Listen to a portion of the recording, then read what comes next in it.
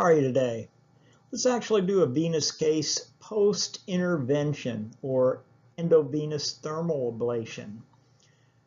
If you work in a vein center, you do a lot of these ultrasounds. Let's take a look at a couple. Here's really the ideal outcome. We see the common femoral vein and the saphenofemoral junction is widely patent.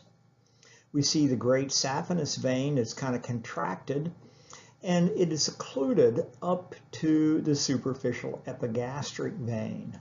So this is the ideal outcome, and in fact, probably typical of most of those post-op ultrasounds that we perform. How about these two examples? In this case, we have heat-induced thrombus, what we call a HIT, that extends into the saphenofemoral junction. However, it does not extend into the common femoral vein. This is what we would call a type 1 E-HIT, or endovenous heat-induced thrombus. Type 1, extending into the junction, but not the common femoral. So, not ideal, somewhat worrisome outcome.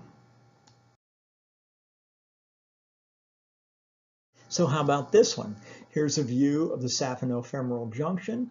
The saphenous vein is closed. However, we see something moving right within that junction, possibly thrombus. Now, it doesn't really extend into the common femoral, so this would be classified as a E-HIT type 1. However, the fact that we do see something moving there makes it a little bit more concern. So what would you do with this one? Treat it or observe it? So take a look at this one. Here we clearly see thrombus within the saphenofemoral junction, and in fact it does extend into the common femoral vein. This is particularly notable here when we go into a longitudinal view.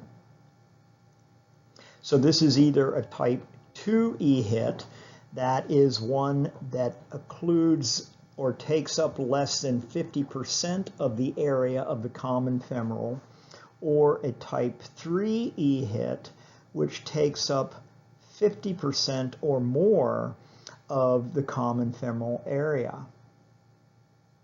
We can see when we turn on the color, it does not dramatically change the blood flow through the common femoral vein. So this is either a type 2 or type 3 E-HIT. So what would you do? Treat or observe? I think most people would probably treat this one. However, one of the problems is there's not really strong data, and most recommendations on this tend to come from physicians saying, well, what I do seems to work. We don't have a lot of good data.